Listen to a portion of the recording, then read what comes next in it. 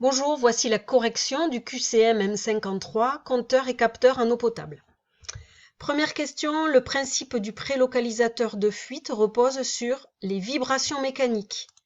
Vous aviez dans votre cours sur les capteurs page 4, donc l'accéléromètre qui fait partie du prélocalisateur convertit les vibrations mécaniques de la conduite qui sont conséquences du bruit de fuite. Le compteur à jet multiple, il fonctionne sur le principe de la mesure d'une vitesse d'une turbine qui est entraînée par plusieurs orifices. Vous aviez la réponse en annexe. Voilà, la technologie des compteurs à jet multiple. Ici, l'eau s'introduit par plusieurs orifices et entraîne la turbine. Un prélocalisateur acoustique de fuite va enregistrer préférentiellement la nuit.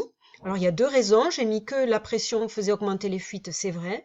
Une autre raison, c'est qu'il n'enregistrera pas les bruits liés au roulement des voitures ou des camions sur la chaussée. L'erreur de mesure maximale tolérée d'un compteur. Vous aviez la réponse page 10 dans l'annexe. Ici, le canal de tolérance, on voit que c'est 5% pour les débits minimum et 2% pour les débits maximum. Un bruit de fuite sera plus facilement détectable sur les conduites en métal. C'est noté ici. On dit que les bruits sont moins atténués dans les conduites en métal que dans celui des tubes en plastique. Une fuite également sera plus facilement détectable dans un sol sablonneux. Vous aviez la réponse ici. Les fuites sont plus audibles sur un terrain sablonneux. Alors, l'exploitant d'un réseau constate, après calcul, un rendement net de 80%, mais son compteur se trompe. Vous aviez la réponse. Donc, en distribution, puisqu'il sous-compte de 19%, il y a eu 19 000 m3 distribués réellement en plus. Et si on fait 80 000 divisé par 119 000, on retrouve 67%. Le choix du diamètre de compteur se fait absolument pas sur le diamètre de la canalisation qui doit être identique, c'est faux. Pas sur le débit moyen, mais bien sur le débit maximum à mesurer. On préférera installer un débitmètre plutôt qu'un compteur. Quand le réseau est maillé et que le débit risque d'être dans les deux sens, et quand le réseau ne pourra pas subir d'interruption de distribution. Vous aviez la réponse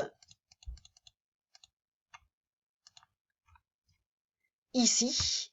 Certains débits peuvent se poser sans interruption de la canalisation, c'est par exemple les débitmètres à sonde. Donc, mon compteur a une précision de moins 5%, donc il sous-compte de 5%, donc ma consommation réelle sera plus importante, 105 m3.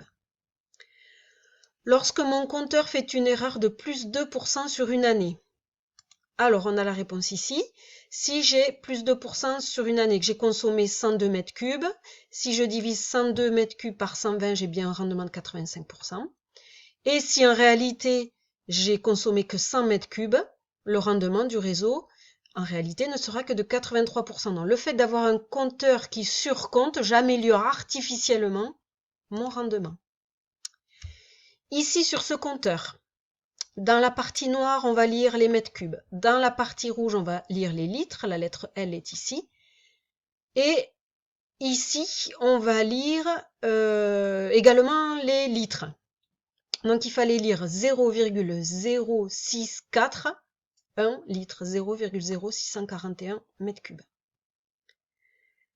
L'appareil qui permet de localiser précisément les fuites, c'est le corrélateur. Et la perte de pression due à un compteur, c'est important. Ça a de l'importance à n'importe quel débit. Voilà, bonne journée et bonne continuation.